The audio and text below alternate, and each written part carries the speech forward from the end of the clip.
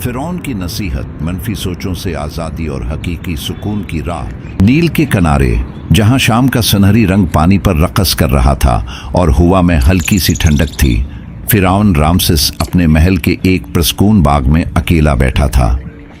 इस वक्त एक नौजवान दरबारी जिसका नाम समीर था उसके सामने हाजिर हुआ। समीर की आंखें उदास थीं, चेहरा पीला पड़ा हुआ था और उसकी आवाज में बोझ था। वो बोला, ऐ मेरे फिरौन, मैंने सल्तनत के लिए मेहनत की, दुश्मनों से लड़ा, मगर मेरा ज़हन हमेशा मनफी सोचों में उलझा रहता है। अगर मैं नाकाम हो गया तो क्या होगा?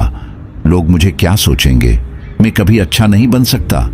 ये ख्यालात मुझे दिन रात घेरे रखते हैं। खुशी दूर भाग जाती है, सुकून कहीं नहीं मिलता। मुझे बताएं, इस तारीकी से कैसे निकलूं?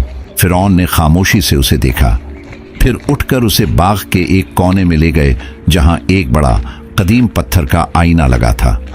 आईना साफ था, मगर उसमें समीर का चेहरा थका और फक्र-ज़दा नजर आ रहा था। फिरौन ने आहिस्ता से कहा, ये आईना तुम्हारे ज़हन की हकीकत दिखाता है। मनफी सोचें तुम्हारे अंदर की खुद बनाई हुई जंजीरें हैं जो तुम खुद ही मजबूत करते रहते हो। ज़हन एक नदी की तरह है, अगर तुम उसमें मुसलसल गंदा पानी बहाते रहोगे तो वो गंदा हो जाएगी और तुम्हें सुकून नहीं देगी। मगर अगर तुम उसे साफ रखोगे तो वो तुम्हें हल्का और ताज़ा महसूस कराएगी।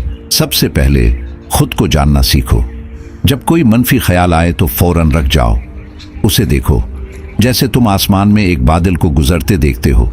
न उसे पकड़ो, न उससे लड़ो, बस देखो और पूछो, ये सोच हकीकत है या सिर्फ मेरा खौफ? ज्यादातर मनफी ख्यालात सिर्फ मुमकिना मुस्तकबल की झूठी कहानियां हैं। वो अभी हो भी नहीं रहे, मगर तुम उन्हें सच मानकर अपने आप को तकलीफ देते हो। समीर ने सिर झुकाकर कहा, मगर ये ख्यालात बार बार वापस आते हैं, मुझे आराम नहीं लेने देते। फिरौन ने मुस्कुराकर जवाब दिया, ज़हन पर काबू पाना इंसान की सबसे बड़ी ताकत है।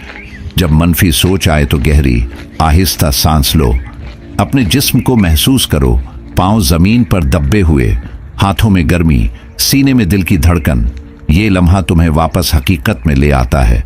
ख्यालात से लड़ने की कोशिश मत करो, क्योंकि लड़ाई से वो और ताकतवर हो जाते हैं। बस उन्हें देखो और गुजरने दो।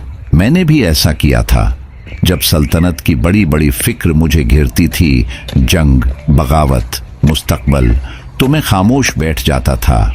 नील की लहरों की आवाज सुनता था और सोचता था, जो होना है हो जाएगा। अभी ये लम्हा मेरा है। ये सादा कबूलियत मनफी सोचों को कमजोर कर देती